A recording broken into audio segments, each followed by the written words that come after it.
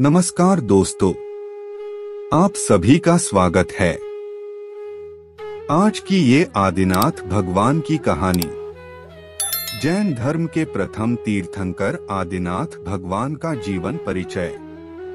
तो चलिए शुरू करते हैं। आदिनाथ भगवान को जैन धर्म का संस्थापन तथा प्रथम तीर्थंकर माना जाता है, जिनका जन्म भारत भूमि में हुआ था। इनको ऋषभदेव तथा वृषभदेव के नाम से भी जाना जाता है। जैन धर्म की पवित्र पुस्तक आदि पुराण में इनका विस्तृत रूप से उल्लेख मिलता है, जैसे कि इनका जन्म, तपस्या, कैवल्य ज्ञान तथा मोक्ष प्राप्ति इत्यादि। इसलिए आज हम आपके साथ भगवान ऋषभदेव का इतिहास, जीवनी, कथा, संदेश, ज्ञान प्राप्ति तथा मोक्ष इत्यादि सब साझा करेंगे। भगवान ऋषभनाथ का जन्म भारत के पावन शहर अयोध्या की भूमि पर हुआ था। वही अयोध्या भूमि जहां मर्यादा पुरुषोत्तम भगवान श्री राम ने माता कौशल्या के गर्भ से जन्म लिया था। आदिनाथ का जन्म चैत्र माह के कृष्ण पक्ष की नवमी तिथि को उत्तराषाढ़ा नक्षत्र में हुआ था। जैन धर्म के अनुसार यह तृतीय काल था। इनका जन्म इक्ष्वाकु वंश में हुआ था। जैन धर्म की मान्यता के अनुसार किसी भी तीर्थंकर का जन्म उसकी माता को शुभ स्वप्न आने से होता है। इसी कारण आदिनाथ जी की माता को भी उनके जन्म से पहले 14 शुभ स्वप्न आए थे और उसके पश्चात ही उनका जन्म हुआ था। आदिनाथ के पिता का नाम राजा नाभि था, जो अयोध्या के राजा थे। आदिनाथ की माता का नाम मरुदेवी था। जैन मान्यता के अनुसार आदिनाथ के 2 विवाह हुए थे, जिनके नाम सुमंगला तथा सुनंदा थे। सुमंगला से उन्हें 99 पुत्र, चक्रवर्ती राजा भरत सहित तथा एक पुत्री ब्राह्मी हुए थे। सुनंदा से उन्हें एक पुत्र बाहुबली तथा एक पुत्री सुंदरी हुए थे। स्वयं के मुनि बन जाने के बाद उन्होंने अपने पुत्र भरत को अयोध्या का राजा घोषित कर दिया था और बाकी 99 पुत्रों और उनके पुत्रों में भारत के अन्य राज्य बांट दिए थे। जैन मान्यता के अनुसार भरत के नाम पर ही इस देश का नाम भारत पड़ा था। भगवान आदिनाथ के कई अन्य नाम थे। यहाँ तक कि आदिनाथ नाम भी उनका बाद में पड़ा था। बचपन में उनका नाम ऋषभदेव था। आदिनाथ भगवान से पहले तीर्थंकर, इस युग के प्रथम तीर्थंकर आदिनाथ ही थे, किंतु पिछले युग के अंतिम तीर्थंकर भगवान संप्रत्ति थे। भगवान संप्रत्ति उस युग के अंतिम 24वें तीर्थंकर थे। आदिनाथ भगवान के बाद के तीर्थंकर, भगवान आदिनाथ के बाद के तीर्थंकर भगवान अजितनाथ बने थे, जो जैन धर्म के दूसरे तीर्थंकर कहलाए। भगवान आदिनाथ का चिन्ह, उनका चिन्ह वृषभ था, जिसे बैल भी कहा जाता है। भगवान आदिनाथ का वर्ण क्षत्रिय, इक्ष्वाकु वंश, देहवर्ण स्वर्ण रंग, नारंगी पीला, लंबाई ऊंचाई 500 तीर के बराबर 4920 फीट 1500 मीटर 1312 एस, आयु 84 लाख वर्ष पूर्व वृक्ष, वट वृक्ष। आदिनाथ को इस युग के निर्माता के रूप में जाना जाता है। इनसे पहले मनुष्य कोई काम नहीं करते थे, अर्थात पढ़ना लिखना, खेती, व्यापार इत्यादि किसी भी चीज का प्रावधान नहीं था। जैन मान्यता के अनुसार उस समय तक मनुष्य की सभी आवश्यकताएं कल्पवृक्ष से पूरी हो जाया करती थी, लेकिन धीरे धीरे कल्पवृक्ष की शक्तियां कम होती गई। इसके बाद भगवान आदिनाथ ने ही मनुष्य को सब ज्ञान दिया।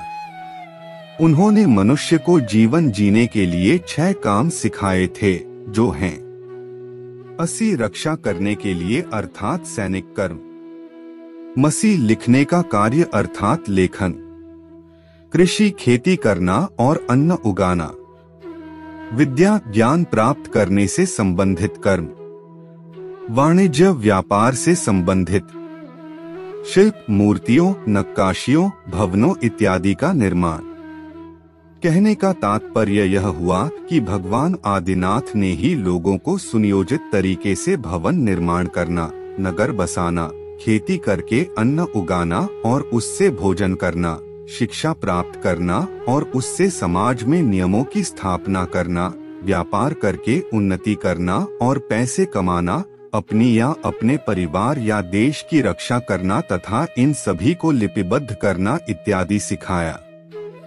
इस तरह से मनुष्य को मूलभूत चीजों को सिखाने का श्रेय भगवान आदिनाथ जी को जाता है। जैन धर्म के अनुसार उन्होंने ही प्रथम बार अपनी नगरी अयोध्या में शासन व्यवस्था, नियम सिद्धांत, अधिकार कर्तव्य इत्यादि की स्थापना की थी। इसके बाद सब कुछ नियमों के अनुसार चलने लगा था तथा धर्म की स्थापना हुई थी। जैन मान्यता के अनुसार एक बार हिंदू देवता व स्वर्ग के राजा इंद्रदेव आदिनाथ की सभा में आए हुए थे। तब वे दोनों नृत्यियों का नृत्य देख रहे थे। उसी समय नीलांजना नामक एक नृत्यी की आयु पूरी हो गई और उसकी मृत्यु हो गई। यह देखकर भगवान आदिनाथ को मृत्यु के दुखद सत्य का ज्ञान हुआ। उन्होंने उसी समय सांसारिक मोहमाया, राजपाट इत्यादि त्याग कर सन्यासी बन जाने का निर्णय लिया। उन्होंने अपना राज्य अपने पुत्र भरत को सौंप दिया और बाकी के पुत्रों में राज्य का भाग बांटकर सिद्धार्थ नगर चले गए।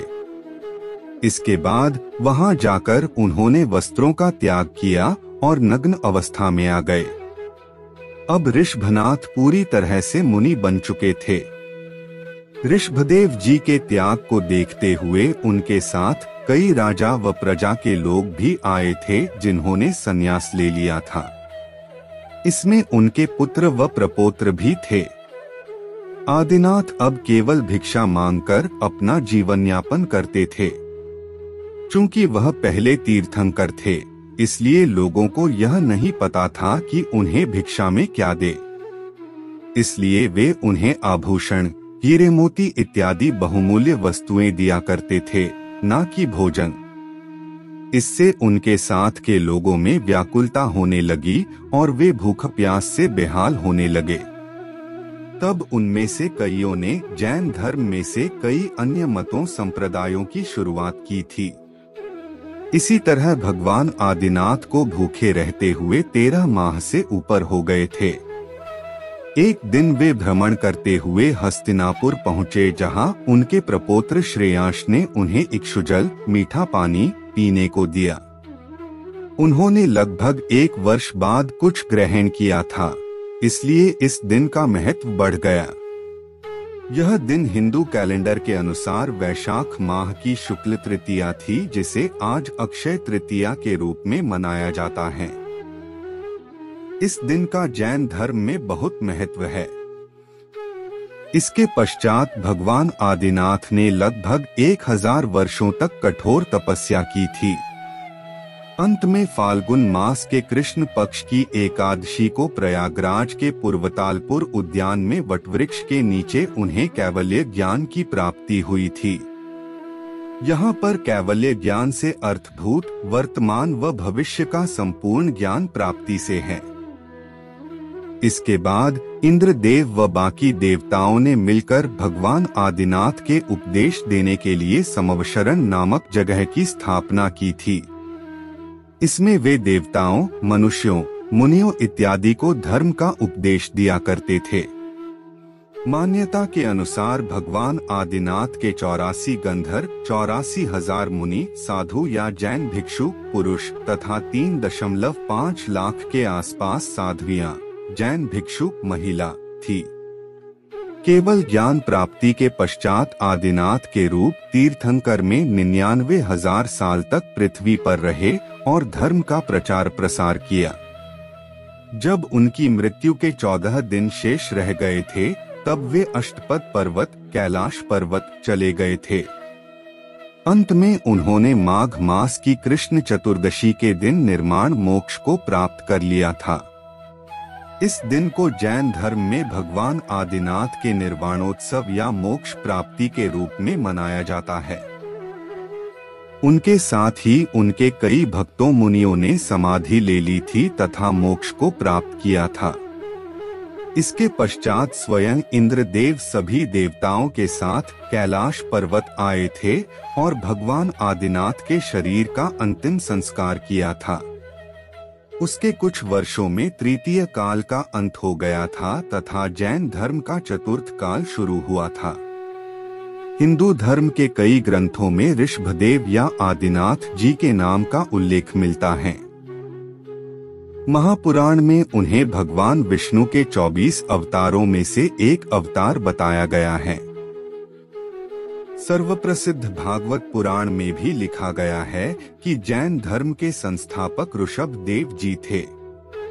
उन्हें एक महान ऋषि व तपस्वी की संज्ञा दी गई है। दोस्तों, अगर आपको ये जैन धर्म के प्रथम तीर्थंकर आदिनाथ भगवान का जीवन परिचय कथा पसंद आई हो तो इसे अपने दोस्तों व रिश्तेदारों के साथ शेयर एंड सब्सक्राइब जरूर करें। हमें कमेंट करके जरूर बताएं। आपके कीमती समय के लिए धन्यवाद।